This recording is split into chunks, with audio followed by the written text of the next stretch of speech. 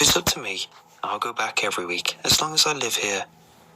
In fact, any time we talk about moving, that's what gives me a twinge. Not the neighbours, not the woodsy park across the street, not the balmy weather we get for 8 months out of the year. It's Café Ngor. I'll try to explain. Banh mi is the world's greatest sandwich. Café Ngor does it like so. Bread, hoisin mayo, shredded carrot, shredded radish, glazed pork, cilantro, jalapeno, bread. If you've had one, you'll understand where I'm coming from. It's saucy, spicy, savoury, sweet, everything you'd want in a sandwich. And it has vegetables in it.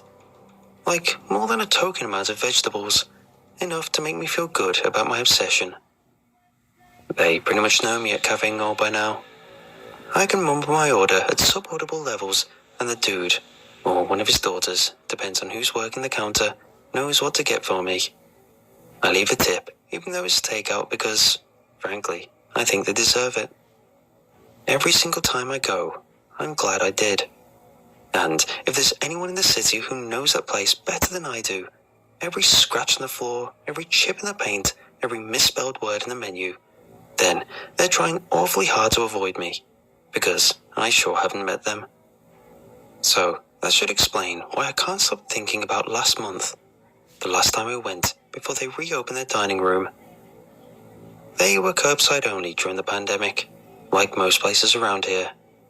Didn't make a lick of difference to me. The food was the same either way. I went to their website a few minutes before 11 in the morning, clicked the link to the third-party website they use for online orders, added a sandwich to my cart. I think I could do this with my eyes closed, honestly, and checked out. And a few minutes later, I was in my car and headed downtown. My food was usually ready by the time I got there, but this time I had to wait at the curb for a bit. I had already texted the number on the sign to let them know I was there, and after a minute or so, I turned off the car. I was looking at stuff on my phone, trying not to stare through the window or seem too impatient or anything. Then there was a knock on my window, and I looked up sharply because I hadn't noticed anyone coming out of the restaurant, but I'm sure I was just too absorbed in my phone. There was a person I'd never seen before, an elderly fellow, a little hunched, white hair curling out from underneath a blue baseball cap, but he was holding a brown paper bag with a receipt stapled to it, so I rolled down the window. Must have been a new employee or something. "You here for..." He trailed off and held at the bag questioningly. "Yep, here you go."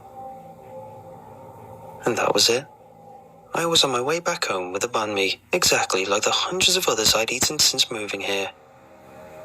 Except it wasn't. I think maybe I should have been listening to my intuition on this one. But on what grounds exactly? Yeah, I'd never seen that guy before, but it's not like I was going to run a background check on him before letting him give me takeout. And yeah, the receipt struck me as odd. Like, maybe it was a different shape than normal. Wider or something. Again, nothing I was going to freak out about. But even when my anxiety meds are working, sometimes all it takes is a few little things to make me feel unsettled. And that's definitely how I felt. I was ready to forget all of that when I got back to my desk. For the next few minutes, it would be just me, a glorious sandwich, and maybe a couple of work emails. I opened the bag and pulled out the long styrofoam box the banh mi always came in. This was my favourite part. That first wave of scents. Meaty, herby, vegetable. The first bite, the perfect blend of flavours. It was always as good as I remembered. Except this time, as I opened the box, I felt a slight wave of nausea, as though I stood up too fast or had too much coffee. And this sounds crazy, but I could swear the box was empty for a split second. I mean, I looked, and there was my sandwich, exactly the way I expected it. But I'm almost sure it hadn't been there before, like it had materialized out of thin air after I opened the box. Again, sounds crazy.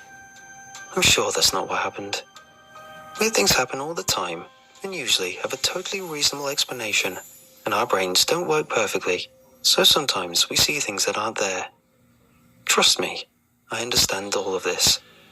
I've read books about it. That didn't stop me from feeling weird as hell about the whole thing. I lifted the sandwich out of the box a few times, but just couldn't bring myself to eat it. So I let out a deep sigh, closed the box back up, and put it in the fridge. Maybe after I'd calmed down a bit, my appetite would come back. That was the first and only banh mi that's ever stayed the night in my refrigerator. The next morning, I had just convinced myself that it was a normal sandwich and my brain had been psyching me out. I pulled it out and was about to dig in when the doorbell rang. It was Pastor Adeline. She'd been trying to get me to join a congregation ever since I'd moved in. I had nothing against church folks myself, but I hadn't been to church in a long time and wasn't really interested in going back. Plus, I knew I wouldn't agree with a lot of the stuff she preached. But she was friendly to me, and I tried to be friendly back. She had a lot of influence in the neighborhood, and I wasn't looking for drama. "Hey, Addie," I said. "Hi there. I've been making visits today. Mind if I come in?" "Sure, I've got a minute." I stood aside and let her into the front room. "Can I get you a glass of water?" "That'd be lovely. An old lady like myself has to stay hydrated, you know." I made a show of rolling my eyes. If you want anyone to believe you're old, you'll have to start acting like it.